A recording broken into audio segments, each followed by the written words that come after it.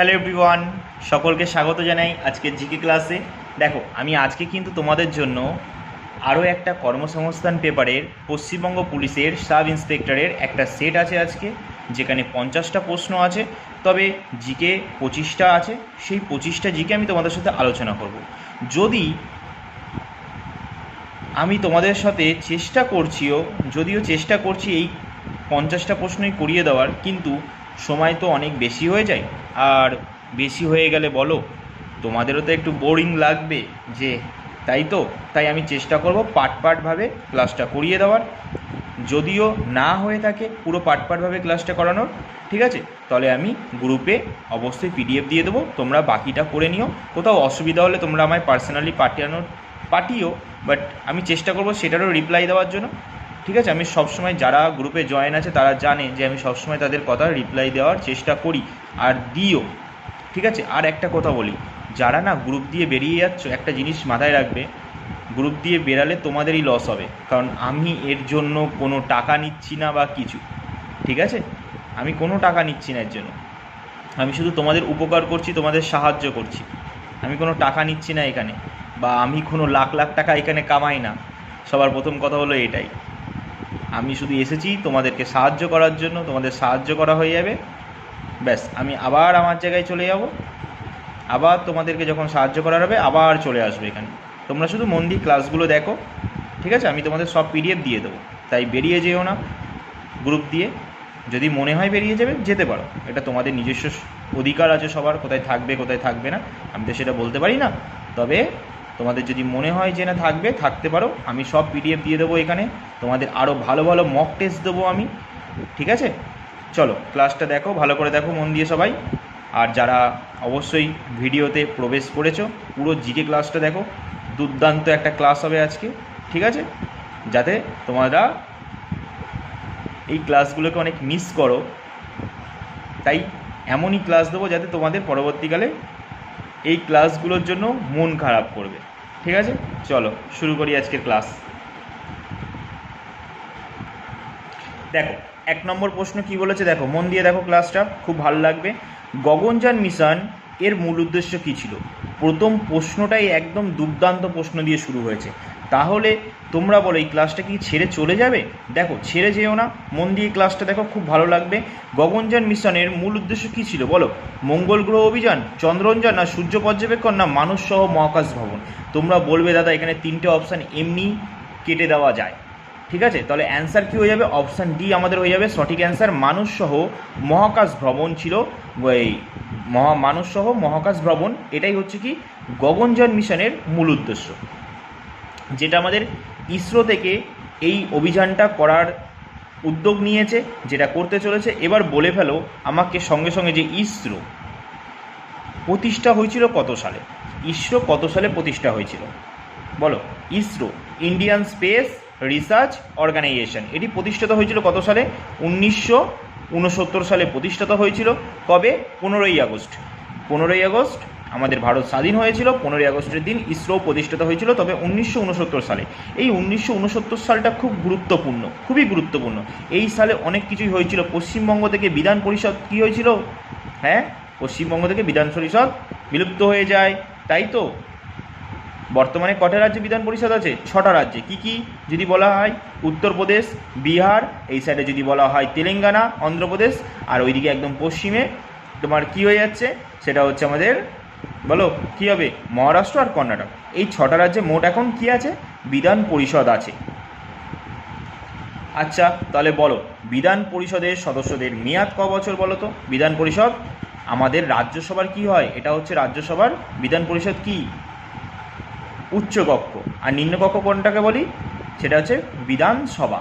বিধান পরিষদ হচ্ছে উচ্চকক্ষ আর বিধানসভা হচ্ছে নিম্নকক্ষ। তাহলে বিধান পরিষদের কী হবে? উচ্চকক্ষে 6 বছর আর বিধানসভা 5 বছর। সেমনি আমরা কেন্দ্রীয়, এবার যদি কেন্দ্রের জায়গায় চলে যাই, কেন্দ্রে থাকে লোকসভা আর রাজ্যসভা। লোকসভাকে কি ইংলিশে কী বলা হয়? House of the people. রাজ্যসভাকে কী বলা হয়? কাউন্সিল অব দ্য স্টেট, ঠিক আছে। তাহলে লোকসভা এটা হচ্ছে নিম্নকক্ষ, রাজ্যসভা উচ্চকক্ষ। তাহলে রাজ্যসভার জন্য বয়স তো অবশ্যই 30 বছর হতে আমরা প্রত্যেকেই জানি, লোকসভায় 25 হতে হয়। কিন্তু যদি বলা হয় কত বছর মেয়াদ থাকে রাজ্যসভায়, সেটা হচ্ছে 6 বছর। আর এই রাজ্যসভায় থাকে 6 বছর মেয়াদ, আর লোকসভায় কত 5 বছর। মনে রাখবে এগুলো, হ্যাঁ, এগুলো খুব ইম্পর্টেন্ট। তাহলে বলো আমাদের চন্দ্রযান-1 কত সালে হয়েছিল? চন্দ্রযান-1 হয়েছিল 2008 সালে। তখন কে চেয়ারম্যান ছিল ইসরোর? ইসরোর চেয়ারম্যান কে ছিল চন্দ্রযান-1-এর সময়? বলো। আর রাধাকৃষ্ণান। আর যদি বলে চন্দ্রযান-2 এর সময় কে ছিল? 2019 সালে, যেটা আমরা জানি কি দক্ষিণ মেরুতে ঠিক নামার 2.1 কিলোমিটার আগে চন্দ্রযানের ওখানেই কানেকশান চলে যায়, আর সেটা ফিরে আসেনি, যে কারণে চন্দ্রযান-2 সফল হতে পারেনি। কিন্তু দুঃখ আমরা হয়েছিলাম, ঠিকই দুঃখী হয়েছিলাম, কিন্তু সেই দুঃখ আমাদের ভেঙে যায় কত সালে? 2023 সালে, ঠিক 23শে আগস্ট, ঠিক সন্ধে 6:05 সেই সময় ইসরোর চন্দ্রযান-3 মিশন ঠিক সফলভাবে সফট ল্যান্ডিং করে চাঁদের দক্ষিণ মেরুতে। আর আমরা হয়ে উঠি পৃথিবীর প্রথম দেশ যারা দক্ষিণ মেরুতে ল্যান্ড করেছে। ঠিক আছে, এগুলো কিন্তু মনে রাখবে কিন্তু। তাহলে বলো চন্দ্রযান-3 সময় ইসরো চেয়ারম্যান কে ছিলেন? এস সোমনাথ ছিলেন। কিন্তু এখন ইসরো চেয়ারম্যান বর্তমানে কে আছে? ভি নারায়ণ। মনে থাকবে, ভি নারায়ণ এখন বর্তমান চেয়ারম্যান। এবার 2 নম্বর প্রশ্ন বলো। দেখো, ভারতের কোন নদীকে দক্ষিণের গঙ্গা বলা হয়? ভারতের কোন নদীকে দক্ষিণের গঙ্গা বলেছে? হ্যাঁ, দক্ষিণের গঙ্গা বলা হয় কোন নদীকে? 2-এর কি অ্যান্সার হয়ে যাবে? আমরা প্রত্যেকে জানি যখন শুধু দক্ষিণের গঙ্গা বলে তখন কিন্তু গোদাবরী অ্যান্সার। ভারতের কোন নদীকে যখন বলবে দক্ষিণের গঙ্গা বলা হয় তখন গোদাবরীকে বলা হয়। অপশান এ সঠিক অ্যান্সার। যদি বলে পবিত্রতার বিচারে তাহলে কিন্তু কাবেরী নদী হবে। ঠিক আছে, তাহলে বলো গোদাবরীর উৎপত্তিস্থল কোথা থেকে? মহারাষ্ট্রের নাসিক জেলার ত্রিম্বক উচ্চভূমি থেকে উৎপত্তি লাভ করেছে। ত্রিম্বক উচ্চভূমি থেকে, ঠিক আছে, উৎপত্তি লাভ করেছে। দৈর্ঘ্য হচ্ছে 1465। এটা দক্ষিণ ভারতের দীর্ঘতম নদী, আর আমাদের ভারতের দ্বিতীয় দীর্ঘতম। মনে থাকবে তো? তাহলে এবার কাবেরী নদী বলো। কাবেরী নদীর উৎপত্তি কোথা থেকে? এটা হচ্ছে কর্ণাটক রাজ্যের ব্রহ্মগিরি পাহাড় থেকে, বা কাবেরী তালা নামক একটা স্থান থেকে উৎপত্তি লাভ করেছে। ঠিক আছে, এটা কোন কোন রাজ্যে পতিত হয়েছে বলতে পারবে? কোন কোন রাজ্যের মধ্যে দিয়ে গেছে? কর্ণাটকে তো উৎপত্তি হয়েছে, তারপর কেরালা, তামিলনাড়ু, পুদুচেরির মধ্যে দিয়ে বঙ্গোপসাগরে পড়েছে। মনে থাকবে। কাবেরী নদীর 3টি উপনদী বলো তো। হেমবতী, হেরেঙ্গি, ভবানী, এগুলো হচ্ছে উপনদী। তারপর হচ্ছে কৃষ্ণা। আচ্ছা, কাবেরী নদীর দৈর্ঘ্য কত? 705 এরকম তোমরা মনে রাখবে। ঠিক আছে, এটা যেমনি কত? গোদাবরী 1465 কিমি, এটা 705 কিমি, এরকম তোমরা মনে রাখবে। বা 705, কখনো 708 এরকমও থাকে। কৃষ্ণা নদী, এটা হচ্ছে আমাদের দক্ষিণ ভারতের দ্বিতীয় দীর্ঘতম নদী, 1400 কিলোমিটার দৈর্ঘ্য। এর উৎপত্তি হচ্ছে, এটা মহারাষ্ট্রে উৎপত্তি হয়েছে। গোদাবরী আর কৃষ্ণা মহারাষ্ট্রে উৎপত্তি হয়েছে। কৃষ্ণা নদী হচ্ছে পশ্চিমঘাট পর্বতমালার মহাবালেশ্বর শৃঙ্গ থেকে উৎপত্তি লাভ হয়েছে। এর দৈর্ঘ্য 1400। মাথায় থাকবে। এর উপনদী তো তোমরা জানো, ভীমা, মুসি, কয়না, ঘটকোবা, মলপ্রভা, তারপর হচ্ছে কি তুঙ্গভদ্রা, তারপর বলো মহানদী, খুব ইম্পর্টেন্ট নদী। এর ওপরে আমাদের ভারতের সবচেয়ে দীর্ঘতম বাঁধ আছে, হীরাকুদ বাঁধ, 25.76 কিমি দীর্ঘ। তাহলে মহানদীর উৎপত্তিস্থল কোথায় বলো? এটা হচ্ছে ছত্তিশগড় রাজ্যের শিয়াওয়া উচ্চভূমি বা দণ্ডকারণ্য থেকে উৎপত্তি লাভ করেছে মহানদী। মনে থাকবে। তাহলে ভারতের উচ্চতম বাঁধ সেটা হচ্ছে তেহরি বাঁধ বা তিহার ড্যাম বলা হয়, যেটাকে উত্তরাখণ্ডে আছে ভাগীরথী নদীর ওপর। ভারতের সবচেয়ে প্রাচীন বাঁধ সেটা হচ্ছে কলনাই বাঁধ। কলনাই বাঁধ সেটা কোথায় আছে? তামিলনাড়ুতে আছে, কাবেরী নদীর ওপর। মনে থাকবে। চলো 3 নম্বর প্রশ্ন দেখো। 2024 সালে ভারতীয় মহাকাশ গবেষণা সংস্থা কোন উপগ্রহ সফলভাবে উৎক্ষেপণ করে যা আবহাওয়া ও দুর্যোগ ব্যবস্থাপনার জন্য ব্যবহৃত হয়? 2024 সালে ভারতীয় মহাকাশ গবেষণা সংস্থা, আমরা প্রত্যেকে জানি মহাকাশ গবেষণা সংস্থা কোন উপগ্রহ সফলভাবে উৎক্ষেপণ করেছিল যা আবহাওয়া ও দুর্যোগ ব্যবস্থাপনার জন্য ব্যবহৃত হয়েছে? বলে ভালো এটার ভিতরে কোনটা অ্যান্সার হবে? তোমরা প্রত্যেকে জানো 2024 সালে ইসরো উৎক্ষেপণ করে আবহাওয়া দুর্যোগ ব্যবস্থাপনার জন্য। কী হয়ে যাবে তাহলে? অপশান এ হয়ে যাবে। এ হয়ে যাবে সঠিক অ্যান্সার। কী হবে? INSAT 3DS। ইনস্যাট 3DS এটা আমাদের ইসরো উৎক্ষেপণ করেছিল। কেন করেছিল? আবহাওয়া ও দুর্যোগ ব্যবস্থাপনার জন্য। ঠিক আছে, মনে থাকবে এটা। আর ইসরোর সম্পর্কে তোমাদের বলেই দিলাম একটু আগে সব কিছু। ঠিক আছে, তোমাদের জন্য আমি একটা এখানে হোমওয়ার্ক রাখবো যে ইসরোর প্রথম চেয়ারম্যান কে ছিলেন? ঠিক আছে, আর তিনি কোথাকার বাসিন্দা ছিলেন এটা আমায় কমেন্টে অবশ্যই জানাবে। এটা তোমাদের আজকে প্রথম হোমওয়ার্ক, ফার্স্ট হোমওয়ার্ক, 1 নম্বর। ঠিক আছে, চলো পরের প্রশ্ন দেখি। দেখো 4 নম্বর প্রশ্ন কি বলেছে, 2025 সালে G20 শীর্ষ সম্মেলন কোন দেশে হবে? 2025 সালে G20 শীর্ষ সম্মেলন কোন দেশে হবে? কি বলছে? ভারত, ইতালি, দক্ষিণ আফ্রিকা, ব্রাজিল।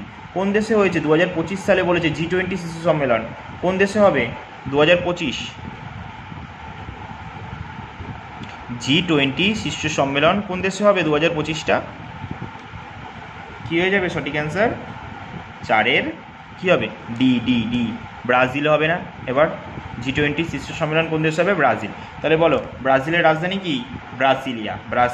ব্রাজিলের মুদ্রা হচ্ছে রিয়েল, আমরা প্রত্যেকে জানি। আর ব্রাজিলের বর্তমান রাষ্ট্রপতি কে আছে? কি বলো? তার শেষের নামে আছে সিলভা। মনে পড়ছে সেই দিন? আচ্ছা, তোমরাই আমাকে কমেন্টে জানিও যে ব্রাজিলের রাষ্ট্রপতি কে আছে। দেখো এরপর বলো দক্ষিণ আফ্রিকার রাজধানী। দক্ষিণ আফ্রিকার না 3টে রাজধানী আছে, ঠিক আছে, 3খানা রাজধানী আছে। যেমনি কি ব্লুমফেন্টন, তারপর হচ্ছে কি আরও 2খানা রাজধানী আছে। দক্ষিণ আফ্রিকার 3টে মতো রাজধানী আছে, ঠিক আছে। দক্ষিণ আফ্রিকার মুদ্রা কি বলতে পারবে? দক্ষিণ আফ্রিকার মুদ্রা কি? আমাদের ক্রিকেট টিম আছে দক্ষিণ আফ্রিকার, একটা ক্রিকেট টিম আছে, মনে আছে? এই দক্ষিণ আফ্রিকার ক্রিকেট টিমের সঙ্গে ভারতের অনেক খেলা হয়। আর T20 ওয়ার্ল্ড কাপ মনে আছে? সেই ওয়ার্ল্ড কাপে দক্ষিণ আফ্রিকার টিমকেই হারিয়ে ভারত চ্যাম্পিয়ন হয়। দক্ষিণ আফ্রিকার মুদ্রা হচ্ছে রান্ড। ঠিক আছে, তোমরা অবশ্যই আমাকে কমেন্টে জানিও তাহলে দক্ষিণ আফ্রিকার মুদ্রা কি। আমি তো বলে দিলাম, তবুও তোমরা একবার জানিও। তারপর দেখো ইতালির রাজধানী কি? ইতালির রাজধানী হচ্ছে রোম। মুদ্রা কি? ইউরো, যেহেতু ইউরোপিয়ান কান্ট্রি। আর ভারত তো আমরা প্রত্যেকে জানি আমাদের সকলের প্রিয় ভারত, আমাদের সকলের প্রিয়। তাহলে ভারতের রাজধানী হচ্ছে দিল্লি। আচ্ছা, ভারতের প্রথম রাজধানী কী ছিল? কলকাতা। কত সালে কলকাতা থেকে রাজধানী দিল্লিতে চলে যায়? 1911 সালে। তখন বলতে পারবে ভাইসরয় কে ছিল? তখন ভাইসরয় ছিল লর্ড হার্ডিঞ্জ টু। তখন কিন্তু ভাইসরয় ছিল লর্ড হার্ডিঞ্জ টু। এই 1911 সালেই না ভারতে প্রথম প্লেন চলেছিল। কোথা থেকে বলতে পারবে? এলাহাবাদ থেকে নৈনি পর্যন্ত চলেছিল প্রথম প্লেন। তারপর দেখো 2024 সালে লোকসভায় পাশ হওয়া ভারতীয় বিচার সংগঠন আইন, ইন্ডিয়ান জুডিশিয়াল কোড বিল, কোন পুরনো আইনকে প্রতিস্থাপন করেছিল? 2024 সালে লোকসভায় পাশ হওয়া ভারতীয় বিচার সংক্রান্ত আইন, খুব ইম্পর্টেন্ট প্রশ্ন এটা। বলেছে ইন্ডিয়ান জুডিশিয়াল কোড বিল কোন পুরনো আইনকে প্রতিস্থাপন করেছিল? বলো কোনটা হয়ে যাবে? Indian penal code, CRPC, Indian contract act. বলো কোনটা হয়ে যাবে এই ভিতরে? কী হয়ে যাবে বলো? 2024 সালে লোকসভায় পাস হওয়া ভারতীয় বিচার সাংগঠনিক আইন, ইন্ডিয়ান জুডিশিয়াল কোড বিল কোন পুরনো আইনকে প্রতিস্থাপন করেছিল? সেটা হয়ে যাবে option A, Indian penal code. Indian penal code সঠিক অ্যান্সার। আচ্ছা বলো লোকসভার বর্তমান স্পিকার কে আছে? ওম বিড়লা আছে লোকসভার বর্তমান স্পিকার। তিনি 2বার স্পিকার হিসেবে নির্বাচিত হয়েছেন। একবার তিনি 17 আর 18 লোকসভার স্পিকার। 17তম 18তম লোকসভার স্পিকার হচ্ছে কে? ওম বিড়লা। তিনি কোথা থেকে জয়ী হয়ে আসছেন বলতে হবে? তিনিও তো একজন অবশ্যই সাংসদ।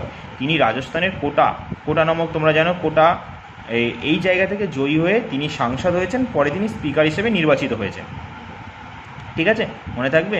তাহলে একটু আগে বলেছিলাম লোকসভাকে ইংলিশে কী বলা হয়? House of the people. রাজ্যসভাকে বলা হয় কাউন্সিল অফ স্টেট। চলো পরের প্রশ্ন দেখো। 6 নম্বর কী বলেছে? 2024 সালে কেন্দ্রীয় সরকারের মাধ্যমে চালু হওয়া মিশন বসুন্ধরা 3.0 কোন রাজ্যের সঙ্গে সম্পর্কিত? 2024 সালে কেন্দ্রীয় সরকারের মাধ্যমে চালু হওয়া মিশন বসুন্ধরা 3.0 কোন রাজ্যের সঙ্গে সম্পর্কিত? মেঘালয়, অরুণাচল প্রদেশ, সিকিম না অসম? কী বলেছে? মিশন বসুন্ধরা 3.0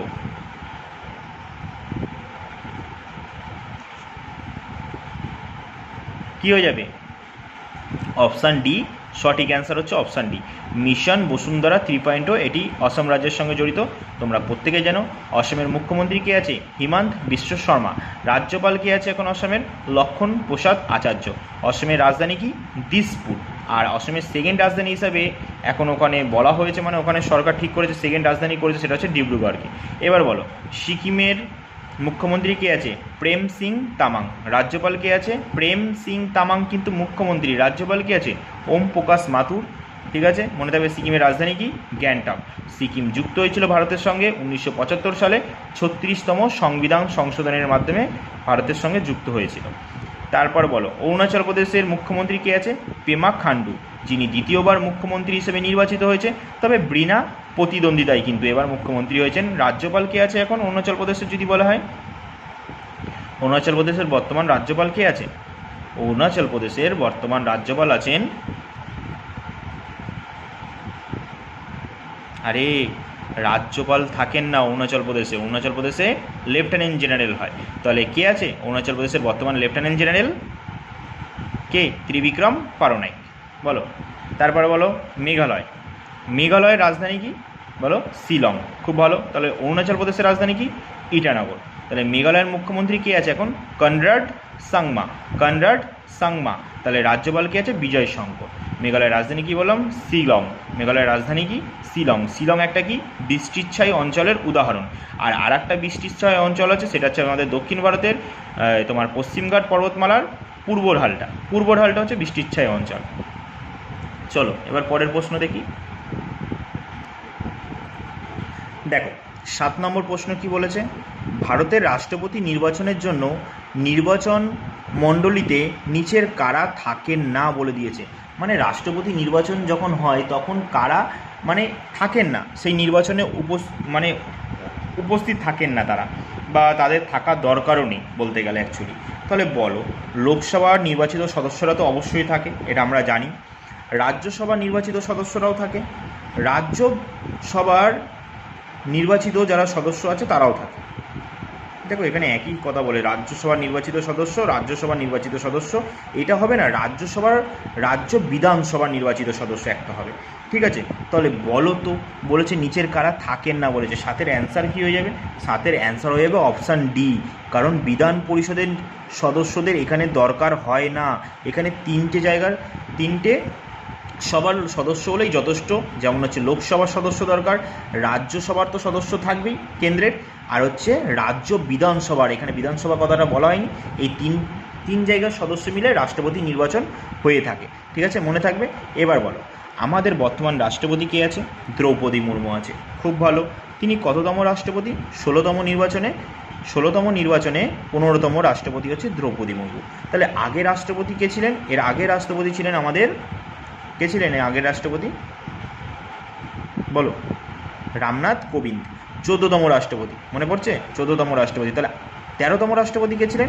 আমাদের প্রণব মুখোপাধ্যায় 13তম রাষ্ট্রপতি। তাহলে 12তম কে ছিলেন? 12তম রাষ্ট্রপতি ছিলেন প্রতিভা দেবী সিং প্যাটেল, প্রথম মহিলা রাষ্ট্রপতি প্রতিভা দেবী সিং প্যাটেল। তাহলে 11তম রাষ্ট্রপতি কে ছিলেন? 11তম রাষ্ট্রপতি ছিলেন এপিজে আব্দুল কালাম স্যার। ইনি আমাদের 11তম রাষ্ট্রপতি ছিলেন। তোমরা প্রত্যেকেই জানো এনাকে। আচ্ছা, এপিজে আব্দুল কালাম স্যারের সমাধিস্থল কোথায় আছে এটা তোমরা আমাকে অবশ্যই কমেন্টে জানাবে। আমি বলে দিলাম তামিলনাড়ুর একটা জায়গায় আছে, তোমরা আমাকে কমেন্টে জানাবে। চলো পরের প্রশ্ন দেখি। 8 নম্বর প্রশ্ন, পঞ্চায়েতি রাজ ব্যবস্থা সংবিধানের কোন তফসিলে অন্তর্ভুক্ত? পঞ্চায়েতি রাজ ব্যবস্থার কথা সংবিধানের কোন তফসিলে আছে? 8-এর অপশান কী হয়ে যাবে? এ, বি, সি না ডি? কী হয়ে যাবে? 8-এর অপশান সি হয়ে যাবে। আমরা প্রত্যেকে জানি একাদশ তফসিলে পঞ্চায়েতের কথা বলা হয়েছে, আর দ্বাদশ তফসিলে, এটাই হচ্ছে আমাদের 12তম তফসিল শেষ, এখানে বলা হয়েছে পঞ্চায়েতে এই পৌরসভার কথা বলা হয়েছে। একাদশে পঞ্চায়েত আর দ্বাদশে পৌরসভার কথা বলা হয়েছে। তাহলে নবম তফসিল, আচ্ছা বলতে পারবে আমাদের সংবিধান কবে প্রথম সংশোধিত হয়েছিল? প্রথম সংবিধান সংশোধন করা হয়েছিল কত সালে? 1951 সালে। এই যে 1951 সালে প্রথম সংবিধান সংশোধন করা হয়, এই সংবিধান সংশোধনের নবম তফসিলই প্রথম যুক্ত হয়েছিল। তারপরে দশম তফসিল যুক্ত হয়। এই দশম তফসিলে আবার দলত্যাগ বিরোধী আইনের কথা বলা হয়েছে। এই দশম তফসিল যুক্ত হয় কত সালে? এটা যুক্ত হয় 52তম সংবিধান সংশোধনীতে 1985 সালে। আর একাদশতম তফসিল হয় এটা 1992 সালে 73তম সংবিধান সংশোধনীতে। আর দ্বাদশ তফসিল এটাও 1992 হয়, কিন্তু এটা 74তম সংবিধান সংশোধনীর মাধ্যমে হয়েছিল। মনে থাকবে। তাহলে একাদশে পঞ্চায়েতের কথা বলা হয়েছে, দ্বাদশে পৌরসভার কথা বলা হয়েছে। চলো পরের প্রশ্ন দেখি। দেখো 9 নম্বর প্রশ্নে কি বলেছে, সংবিধানের কোন সংশোধনীর মাধ্যমে মৌলিক কর্তব্য যুক্ত হয়েছিল? বলো, সংবিধানে তো আমরা জানি মৌলিক কর্তব্য আগে ছিল না, কিন্তু তারপর মৌলিক কর্তব্য যুক্ত হয়। এই মৌলিক কর্তব্য যুক্ত হয়েছিল কোন সংবিধান সংশোধনীর মাধ্যমে? আমরা কত সালে হয়েছিল বলো তো? 1976 সালে হয়েছিল। 1976 সালে হয়েছিল। তাহলে কী হয়ে যাবে? অপশান বি, 1976 সালে 42তম সংবিধান সংশোধনীর মাধ্যমে মৌলিক কর্তব্য ভারতে সংবিধানে যুক্ত হয়েছিল মৌলিক কর্তব্য। তাহলে কত সালে? 1976 সালে 42তম সংবিধান সংশোধনীর মাধ্যমে যুক্ত হয়েছিল। ঠিক আছে, তাহলে এই 42তম এই সংবিধান সংশোধনীটা না, একে মিনি কনস্টিটিউশন বলা হয়। মিনি কনস্টিটিউশন বলা হয়। কেন বলা হয়? কারণ এই সময় বা এই সংশোধনে প্রচুর কিছু সংশোধন হয়েছিল, অনেক কিছু সংশোধন হয়েছিল, তার জন্য বলা হয়। ঠিক আছে, মনে থাকবে। আচ্ছা বলো তো, 44তম সংবিধান সংশোধনীতে একটা গুরুত্বপূর্ণ বিষয় ঘটেছিল। কি সেটা? সম্পত্তির অধিকারকে মৌলিক অধিকার থেকে বাদ দেওয়া হয়েছিল 1978 সালে 44তম সংবিধান সংশোধনীর মাধ্যমে। মনে থাকবে, এটি এখন বর্তমানে 300 ধারাতে আছে, দ্বাদশ অধ্যায়। আগে কত নম্বর ধারায় ছিল যখন মৌলিক অধিকারে ছিল সম্পত্তির অধিকার? কত নম্বর ছিল? 31 নম্বর ধারায় ছিল আগে, কিন্তু এখন আর সেখানে নেই, এখন 300 ধারাতে চলে গেছে, দ্বাদশ অধ্যায়। মনে থাকবে কত সালে? 1978 সালে 44তম সংবিধান সংশোধনীর মাধ্যমে।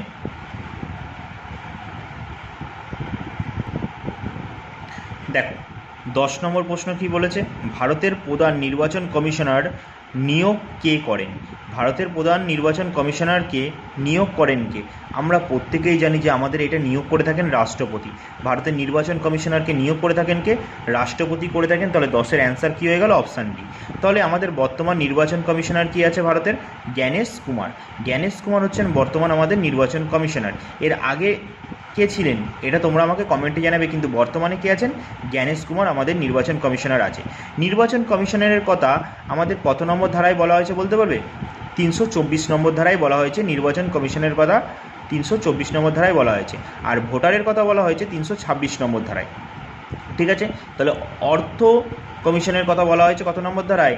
280 নম্বর ধারায় বলা আছে। এগুলো মনে রাখতে হবে কিন্তু। ঠিক আছে, তাহলে বলো এখন আমাদের সুপ্রিম কোর্টের প্রধান বিচারপতি কে আছেন? সুপ্রিম কোর্টের এখন 52তম প্রধান বিচারপতি কে আছে? এখন সুপ্রিম কোর্টের 52তম প্রধান বিচারপতি আছে কে? কিছুদিন আগে যুক্ত হলো বি আর গাভাই। বি আর গাভাই। চলো এবার 11 নম্বর প্রশ্ন দেখি, ডিএনএর গঠন কে আবিষ্কার করেছিল? ডিএনএর গঠন কে আবিষ্কার করেছিল?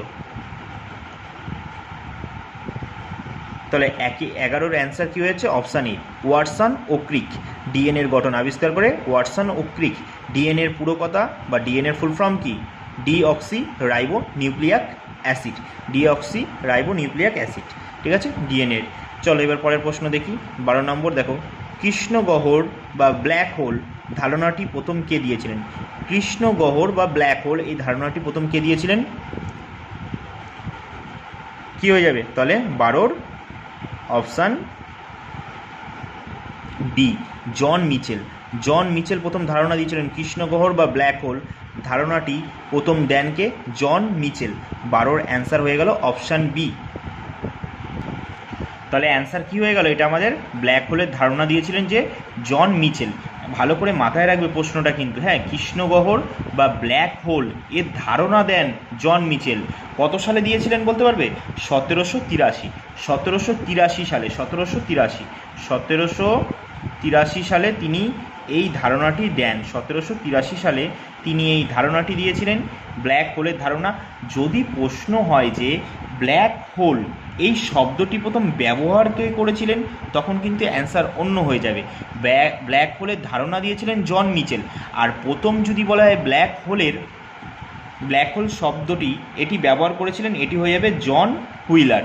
মনে রাখবে, ঠিক আছে। ব্ল্যাক হোল শব্দটির প্রথম বলেছিলেন জন হুইলার। জন হুইলার কত সালে বলেছিলেন? 1967 সালে। 1967 সালে বলেছিলেন।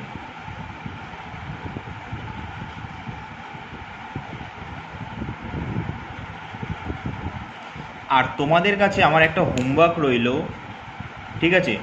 আমাদের সবথেকে বড় ব্ল্যাক হোলের নামটা তোমরা আমাকে অবশ্যই কমেন্টে জানাবে। আমি তোমাদের একটু ধরিয়ে দিচ্ছি, গ্যালাক্সি ক্লাস্টার। গ্যালাক্সি ক্লাস্টার, কিন্তু তারপরে আরেকটু নাম আছে, ওই নামটা আমাকে লিখে যাবে পুরোটা কমেন্টে, ঠিক আছে? তাহলে আমাদের সবথেকে বড় হোল কি, ব্ল্যাক হোল হচ্ছে আমাদের বৃহত্তম সুপার ম্যাসিভ ব্ল্যাক হোলের নাম কি? গ্যালাক্সি ক্লাস্টার, ঠিক আছে? তোমরা কিন্তু অবশ্যই আমাকে কিন্তু কমেন্টে জানাবে পুরো নামটা। চলো পরের প্রশ্নে যাই এবার। দেখো কি বলেছে 13 নম্বর প্রশ্ন, কোন ভিটামিনের অভাবে রাতকানা হয়? রাতকানা রোগ হয় কোন ভিটামিনের অভাবে? বলো বলো। ভিটামিন এ, ভিটামিন এ এর অভাবে। তাহলে 13-র অ্যান্সার হয়ে গেল কি? অপশান এ সঠিক অ্যান্সার। 13-র অ্যান্সার হয়ে গেল অপশান এ সঠিক অ্যান্সার। ভিটামিন এ এর অভাবে রাতকানা রোগ হয়ে থাকে। তাহলে ভিটামিন এর রাসায়নিক নাম কি? রেটিনল। ভিটামিন বি রাসায়নিক নাম কি? বলো। তাহলে বলো ভিটামিন বি এর রাসায়নিক নাম কি? আচ্ছা তোমরা আমাকে এটা কমেন্টে জানাবে। দেখো ভিটামিন সি এর তাহলে রাসায়নিক নাম কি? তোমাদের জন্য একটা ছেড়ে গেলাম, ভিটামিন বিটা। ভিটামিন সি এর রাসায়নিক নাম কি? কি হবে? আচ্ছা তার আগে বলো ভিটামিন ডি কি? ভালো করে কিন্তু এগুলো জানতে হবে, ঠিক আছে? তাহলে ভিটামিন এ কি বললাম? ভিটামিন এর রাসায়নিক নাম হচ্ছে রেটিনল। তাহলে vitamin C ascorbic acid. Vitamin D হচ্ছে কি? ক্যালসিফেরল। ভিটামিন ই যদি বলা টোকোফেরল, মনে থাকবে এগুলো। ভিটামিন বি12 সাইনোকোবালামাইন, এগুলো সব কিন্তু মাথায় রাখতে হবে। Vitamin B five pantothenic acid. Vitamin B one কি? ভিটামিন বি1 রাসায়নিক নাম thiamine. Vitamin B two riboflavin. Vitamin বি3 হচ্ছে নিয়াসিন। এগুলো সব মাথায় রাখবে, ঠিক আছে? তারপর চলো পরের প্রশ্ন দেখি। দেখো 14 নম্বর প্রশ্ন কি বলেছে, ভারতের প্রথম পারমাণবিক পরীক্ষা কবে হয়েছিল? ভারতে প্রথম পারমাণবিক পরীক্ষা কবে হয়েছিল? তোমরা প্রত্যেকেই জানো প্রথম পারমাণবিক পরীক্ষা হয় কত সালে? কত সালে? অপশান বি সঠিক অ্যান্সার হয়ে যাবে কি? অপশান বি 1974 সালে। এর কোডিং নামটা তোমরা কি বলতে পারবে? এর কোডিং যে নামটা দেওয়া হয়েছিল এটা কী ছিল? স্মাইলিং বুদ্ধ। স্মাইলিং বুদ্ধের কোডিং নাম ছিল, মনে রাখবে, হ্যাঁ। আর পরবর্তীকালে যেটা আরেকটা হয়েছিল তোমার, ওই এপিজে আব্দুল কালাম আর অটল বিহারী বাজপেয়ীর সময়, তোমরা প্রত্যেকে জানো। আরেকটা হয়েছিল 1999 সালে, তার কোডিং নামটা কী ছিল বলো তো? শক্তি। শক্তি। তাহলে মনে থাকবে যদি বলে প্রথম পারমাণবিক পরীক্ষা কবে হয়েছিল? 1974 সালে। তার কোডিং নামটা কী ছিল? স্মাইলিং বুদ্ধ। চলো পরের প্রশ্ন দেখি। ভারতের জাতীয় আয় গণনার জনককে? জাতীয় আয় বলে দিয়েছে, আমরা প্রত্যেকে জানি অপশান সি সঠিক অ্যান্সার, দাদাভাই নৌরোজি। যেহেতু ভারতের জাতীয় আয় গণনার জনক বলেছে, 15-র অ্যান্সার হয়ে যাবে অপশান সি দাদাভাই নৌরোজি। দাদাভাই নৌরোজি হয়ে যাবে সঠিক অ্যান্সার। আচ্ছা বলো তো, মনমোহন সিং যখন অর্থমন্ত্রী ছিলেন তখন আমাদের ভারতের প্রধানমন্ত্রী কে ছিলেন? কমেন্টে জানাবে এটা অবশ্যই। আর অমর্ত্য সেন কত সালে নোবেল পুরস্কার পেয়েছিল? অমর্ত্য সেন নোবেল পুরস্কার পেয়েছিল 1900 কত? বলো। 1998 সালে। 1998 সালে অমর্ত্য সেন নোবেল পুরস্কার পায়। তিনি কেন পেয়েছিল? তিনি পেয়েছিল অর্থনীতিতে প্রথম নোবেল পুরস্কার, অমর্ত্য সেন। এগুলো মাথায় রাখবে, ঠিক আছে? আর 2019 সালে অভিজিৎ বলে একজন, আর অভিজিৎ বন্দ্যোপাধ্যায় বলে,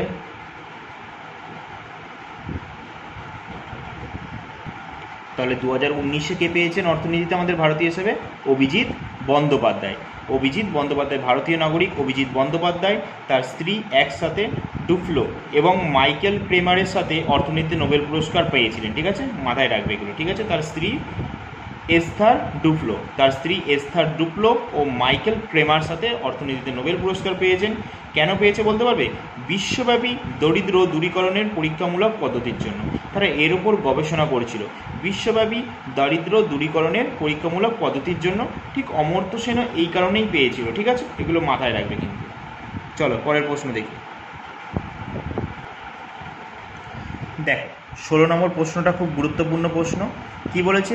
MGNREGA প্রকল্পে প্রতিটি পরিবার একজন কর্মক্ষম প্রাপ্তবয়স্ককে বছরে কত দিনের কাজের নিশ্চয়তা দেওয়া হয়? তোমরা সেটা প্রত্যেকেই জানো, গ্রামে যে কাজগুলো হয় 100 দিনের কাজ, সেটা এই প্রকল্পের আওতায় পড়ে, ঠিক আছে? এই প্রকল্প এটা কত সালে চালু হয়েছিল? 23শে আগস্ট 2005 সালে চালু হয়েছিল। তাহলে বলো MGNREGA এর ফুল ফর্ম কি? এর ফুল ফর্ম হচ্ছে Mahatma Gandhi national rural employment guarantee act. কি বললাম? Mahatma Gandhi national rural employment guarantee act. Full ফর্মটা মাথায় রাখবে। তাহলে এটা কিসের সঙ্গে যুক্ত? 100 দিনের কাজের সঙ্গে যুক্ত এটা 23শে আগস্ট 2005 সালে শুরু হয়েছিল। চলো পরের প্রশ্ন।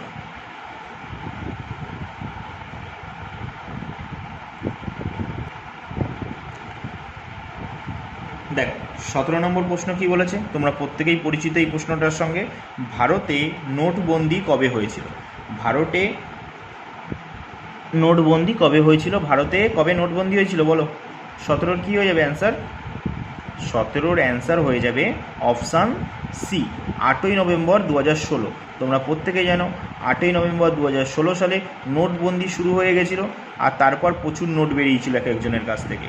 তোমরা জানো সেটা, বস্তাকে বস্তা নোট বেরিয়েছিল। 8ই নভেম্বর 2016 ভারতে নোটবন্দি হয়েছিল। একটা 3 স্টার আলা প্রশ্ন, ঠিক আছে? খুব ভালো করে মাথায় রাখবে প্রশ্নটা। ভারতের নোটবন্দি কবে হয়েছিল? 8ই নভেম্বর 2016। যদি প্রশ্ন আসে ভারতে নোটবন্দি কবে হয়েছিল 8ই নভেম্বর 2016, তখন প্রধানমন্ত্রী কে? আমাদের নরেন্দ্র মোদী। দেখো 18 নম্বর বলেছে কি, জিএসটি কোন সালে চালু হয়েছিল? আচ্ছা বলো, জিএসটি কোন সালে চালু হয় আমাদের ভারতে? জিএসটি 2016 সালে পাস হলেও চালু হয় 2017 সালে আমাদের ভারতে চালু হয়েছিল। কোন রাজ্যে প্রথম চালু হয়েছিল? আসামে প্রথম চালু হয়। আর সর্বশেষ চালু হয় কোন রাজ্যে? সেটা হচ্ছে জম্মু কাশ্মীরে। জিএসটির ফুল ফর্ম কি বলো? জিএসটির ফুল ফর্মটা অবশ্যই কমেন্টে জানাবে, আমি কিন্তু কমেন্ট চেক করব, ঠিক আছে? একটা সহজ জিনিস, আমি তোমাদেরকে একটা হোমওয়ার্ক দিলাম, জিএসটির ফুল ফর্মটা অবশ্যই জানাবে। আচ্ছা বলো, আমাদের জিএসটি, যে আমরা ভারতে যে জিএসটিটা দেখি, এটা কোন দেশের থেকে নেওয়া হয়েছে? এটা কানাডার থেকে নেওয়া হয়েছে। কানাডা ও ভারতে ডবল জিএসটি চালু আছে, ঠিক আছে? কানাডা ও ভারতে ডবল জিএসটি চালু। কানাডার রাজধানী কি? অটোয়া। কানাডার মুদ্রা কানাডিয়ান ডলার। তাহলে কানাডার এখন যিনি প্রধানমন্ত্রী আছে কি? Mark Carney. মাথায় থাকবে এগুলো। চলো পরের প্রশ্ন দেখি তাহলে। দেখো 19 নম্বর প্রশ্ন কি বলেছে, জাতিসংঘ মানবাধিকার পরিষদ এর সদর দপ্তর কোথায় আছে? জাতিসংঘের মানবাধিকার পরিষদের বলে দিয়েছে, কিন্তু মানবাধিকার পরিষদের সদর দপ্তর বললে 19-এর কী হয়ে যাবে? অপশান সি, জেনেভা হয়ে যাবে। জাতিসংঘের মানবাধিকার পরিষদের সদর দপ্তর বললে তখন কিন্তু জেনেভা হয়ে যাবে। আর ইউএনের সদর দপ্তর কোথায়? ইউএনের সদর দপ্তর new York. UNICEF new York. UNDP new York. UNESCO বললে ফ্রান্সের প্যারিস। আইএলওর সদর দপ্তর কোথায়? জেনেভা। তারপর যদি বলে হু, এর সদর দপ্তর কোথায়? জেনেভা। এগুলো মাথায় রাখবে, ঠিক আছে? তারপর দেখো 20 নম্বর প্রশ্ন, পাঞ্জাব ন্যাশনাল ব্যাংক তাদের প্রথম স্টার্ট আপ শাখা খুলেছে কোথায়? পাঞ্জাব ন্যাশনাল ব্যাংক তাদের প্রথম স্টার্ট আপ খুলেছে কোথায় বলো? একটু অসুবিধা হয়ে গেছিলো, ঠিক আছে? তোমরা দেখো 21 নম্বর প্রশ্নটা হয়তো তোমরা বুঝতে পারোনি, একটু অসুবিধার কারণে তোমাদের হয়তো আমি বলে গেছি, হয়তো রেকর্ড হয়নি ঠিক মতো, ঠিক আছে? একটু অসুবিধা হচ্ছে, আমি আরেকবার বলে দিচ্ছি। দেখো হুয়ের ডিরেক্টর জেনারেল বর্তমানে কে আছে? অপশান বি সঠিক অ্যান্সার। আমি অনেক তথ্য আলোচনাও করে দিয়েছিলাম, ঠিক আছে? হয়তো রেকর্ড হয়নি কী কারণে জানি না, বাট একটু প্রবলেম হলো। ডক্টর ট্রেডস আদানাম গ্রেভেইসাস, ঠিক আছে? ইনি এখন বর্তমান হুয়ের ডিরেক্টর জেনারেল আছে। তাহলে হু কত সালে প্রতিষ্ঠিত হয়েছিল যদি বলা হয়? কত সালে প্রতিষ্ঠিত হয়েছিল হু? প্রতিষ্ঠিত হয়েছিল 1948 সালে 7ই এপ্রিল। এই 7ই এপ্রিল কি পালন করা হয়? বিশ্ব স্বাস্থ্য দিবস পালন করা হয়, ইন্টারন্যাশনাল হেলথ ডে। হুয়ের সদর দপ্তর কোথায়? জেনেভাতে। মাথায় থাকবে। চলো এবার আমরা 22 নম্বর প্রশ্ন দেখি, ঠিক আছে? একটু অসুবিধা হয়ে গেছিলো, তোমরা একটু দেখে নিও। জানি না পাঞ্জাব ন্যাশনাল ব্যাংকের বেলায় সেই অসুবিধাটা হয়েছিল নাকি, তোমরা এগুলো একটু দেখে নিও, ঠিক আছে? আমি অনেক কিছু তথ্য আলোচনা করেছিলাম, কোনো অসুবিধা নেই। চলো দেখো 2024 সালে অস্কারে সেরা আন্তর্জাতিক চলচ্চিত্র সম্মান পেয়েছে কোন চলচ্চিত্র? 2024 সালে অস্কারে সেরা আন্তর্জাতিক সম্মান চলচ্চিত্র পেয়েছে কোনটা? 2024 অস্কার বলেছে কিন্তু। তাহলে বলো অস্কার পুরস্কার দেওয়া হয় কত সাল থেকে? অস্কার পুরস্কার দেওয়া শুরু হয়েছিল 1929 সাল থেকে দেওয়া শুরু হয় অস্কার পুরস্কার। কটা বিভাগে দেওয়া হয়? 24টা বিভাগে। 24টা বিভাগে অস্কার দেওয়া হয়। আর প্রথম ভারতীয় যিনি অস্কার পেয়েছিলেন ভানু আতাইয়া। কেন পেয়েছিলেন? গান্ধী মুভিতে তিনি ড্রেস ডিজাইন করেছিলেন, এর জন্যই তিনি পেয়েছিলেন। কিন্তু আমাদের আজকের প্রশ্ন কি, 2024 সালে অস্কারের সেরা আন্তর্জাতিক চলচ্চিত্র সম্মানে চলচ্চিত্র হয়েছে, মানে সেরা চলচ্চিত্র কি হয়েছে?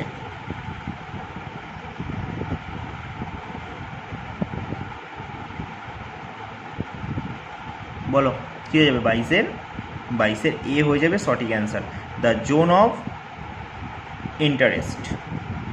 দ্য জোন অফ ইন্টারেস্ট সঠিক অ্যান্সার। চলো 23 নম্বর প্রশ্ন দেখি এবার কি বলেছে। দেখো 23 নম্বর প্রশ্ন, ভারতের প্রথম মহিলা ব্যাডমিন্টন চ্যাম্পিয়নশিপ কে জিতেছিল? ভারতের প্রথম মহিলা কিন্তু ব্যাডমিন্টন চ্যাম্পিয়নশিপ বলেছে। তোমরা প্রত্যেকেই জানো এই প্রশ্নের অ্যান্সার কী হবে, কী হয়ে যাবে? অপশান এ, পিভি সিন্ধুই তো প্রথম মহিলা যিনি ব্যাডমিন্টন চ্যাম্পিয়নশিপ জিতেছিল। ভারতের প্রথম মহিলা ব্যাডমিন্টন চ্যাম্পিয়নশিপ কে জেতে? পিভি সিন্ধু, তোমরা প্রত্যেকে জানো। আর ইনি আমাদের একটা রেকর্ড করে বসে আছেন, প্রথম ভারতীয় মহিলা যিনি অলিম্পিকে দুবার পদক পান তিনি পিভি সিন্ধু। একবার রূপো পেয়েছিলেন, একবার 2020-তে ব্রোঞ্জ পেয়ে এই রেকর্ডটা গড়েন। আর যদি বলা হয় একই অলিম্পিকে দুটি পদক পাওয়া প্রথম ভারতীয় মহিলা, মনু ভাকার 2024-এ প্যারিস অলিম্পিকে দুটো ব্রোঞ্জ পেয়েছে, একটা সিঙ্গেলসে 10 মিটার এয়ার রাইফেলস আর একটা মিক্সড, যেখানে সর্বজয়ৎ সিং বলে আর একজন ওনার সাথে সহকর্মী ছিল, এরা দুজন মিলে মিক্সডে একটা ব্রোঞ্জ পেয়েছে। এগুলো মাথায় রাখবে, ঠিক আছে? আর প্রথম অলিম্পিকে যদি বলে ব্যাডমিন্টন খেলোয়াড় হিসেবে পদক, অবশ্যই সাইনা নেহওয়াল, তোমরা প্রত্যেকেই জানো, ঠিক আছে? ইনি ব্রোঞ্জ পেয়েছিলেন। দেখো 24 কি, ভারতের কোন রাজ্যে প্রথমবারের মতো অ্যাসেম্বলি সম্পূর্ণ ডিজিটাল বিধানসভা চালু করেছে? খুব গুরুত্বপূর্ণ কারেন্ট অ্যাফেয়ার্স, খুব ভালো প্রশ্ন এটা। বলেছে কি, ভারতের কোন রাজ্যে সর্বপ্রথম অ্যাসেম্বলি সম্পূর্ণ ডিজিটাল বিধানসভা চালু করেছে? কে?